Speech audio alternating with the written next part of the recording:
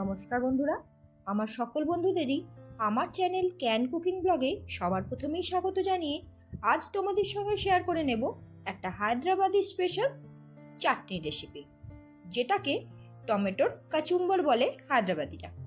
চলো তাহলে দেরি না করে শুরু করা যাক আজকের রেসিপি।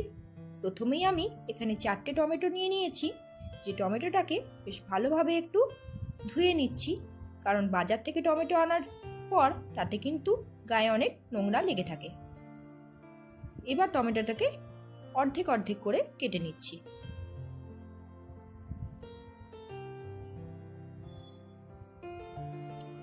এবার এই 4টে টমেটো দিয়েই আমি কিন্তু আজকের রেসিপিটা করব। দিয়ে দিলাম খুব সামান্য সর্ষের তেল ফ্রাই প্যানে। এবার তেলটা বেশ ভালোভাবে ফ্রাই প্যানের মধ্যে লাগিয়ে নিলাম, আর এর মধ্যে কয়েক কোয়া রসুন এক সাইডে দিয়ে দিলাম।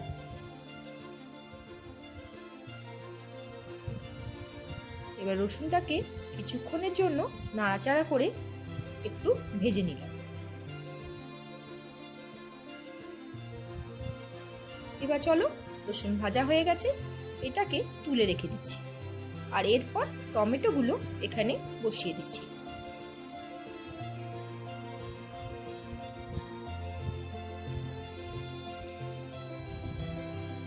এই রান্নাটা করার জন্য সেরকম কোনো ঝামেলা নেই, এটা চটজলদি একদম খাবার বাড়ার আগেই হয়ে যাবে, কিন্তু এটা গরম গরম রুটি বা পরোটার সঙ্গে খেতে দুর্দান্ত লাগে, আবার ভাতের সঙ্গে খেতেও মন্দ লাগে না। এখন শীতকালে দেশি টমেটো দিয়ে এরকম একবার তৈরি করে দেখতেই পারো এই অপূর্ব স্বাদের চাটনি কীরকম হয়। এবার বেশ কিছুক্ষণ সময় দিলেই এটা কিন্তু আস্তে আস্তে দেখছো একটা সাইড হয়ে গেছে। এবার উল্টে দিয়ে অন্য সাইডটাও একইভাবে করে নেব। বন্ধুরা, যারা এতক্ষণ ধরে আমার ভিডিও দেখছো তাদের জানাই অসংখ্য ধন্যবাদ। কমেন্ট করে জানিও আজকের রেসিপিটা কীরকম লাগলো। তোমাদের কমেন্টে কিন্তু উৎসাহ পাবো নতুন নতুন রেসিপি তোমাদের সাথে শেয়ার করার জন্য। আর নতুন বন্ধু হয়ে থাকলে, ভালো লাগলে অবশ্যই বলবো চটপট করে গিয়ে আমার পরিবারের সদস্য হয়ে যাও, চ্যানেলটাকে সাবস্ক্রাইব। কিন্তু নিত্য নতুন চটজলদি রেসিপি শেয়ার করে থাকি তোমাদের সঙ্গে। বিভিন্ন ধরনের টিফিন রেসিপিও আমার চ্যানেলে আছে, আশা করি তোমাদের সকলেরই ভালো লাগবে। এবার টমেটোগুলোকে সব তুলে নিই।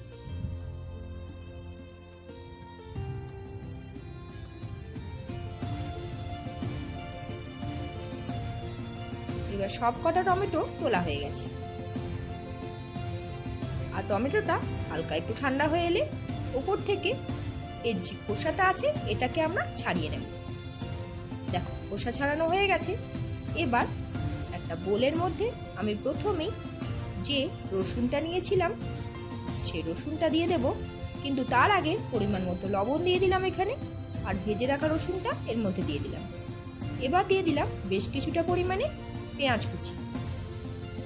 এবার পেঁয়াজ আর রসুনটা লবণের সঙ্গে বেশ ভালোভাবে মাখিয়ে নিচ্ছি।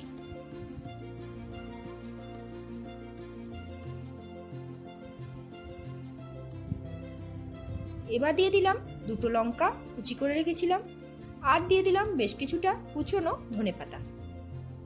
এবার সবকটা উপকরণ বেশ ভালোভাবে মেখে নিচ্ছি। এরপর এতে টমেটোটা দিয়ে দিলাম এবং একইভাবে টমেটোটাকে এখানে মেখে নেব।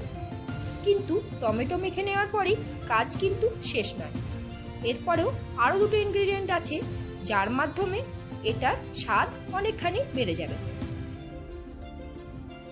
চলো, টমেটোটা বেশ ভালোভাবে মাখানো হয়ে গেছে। এবার এর মধ্যে দিয়ে দেব যে ভেজে রাখা তেলটা রয়েছে সেই তেলটা, আর অবশ্যই 1 চামচ চিনি। এবার বেশ ভালোভাবে সব কটা উপকরণ একসঙ্গে মেখে নিলেই এই রেসিপিটা একদম রেডি হয়ে যাবে পাতে পড়ার জন্য। চলো, এবার গরম ভাত বা গরম গরম রুটি পরোটার সঙ্গে এটাকে একবার সার্ভ করে দেখো বাড়ির লোকেরা কীরকম বলে। বন্ধুরা, ভিডিও ভালো লাগলে অবশ্যই লাইক করে দিও, কমেন্ট করে জানিও কীরকম হয়েছে, আর বাড়িতে ট্রাই করে দেখো আজকের এই রেসিপি। অবশ্যই বলছি বাড়ির সকলের ভালো লাগবে, আর ভালো লাগলে শেয়ার করে দাও নিজের পরিবারের সাথে। তাহলে চলো, দেখা হচ্ছে আগামী দিনে নতুন কিছু নিয়ে।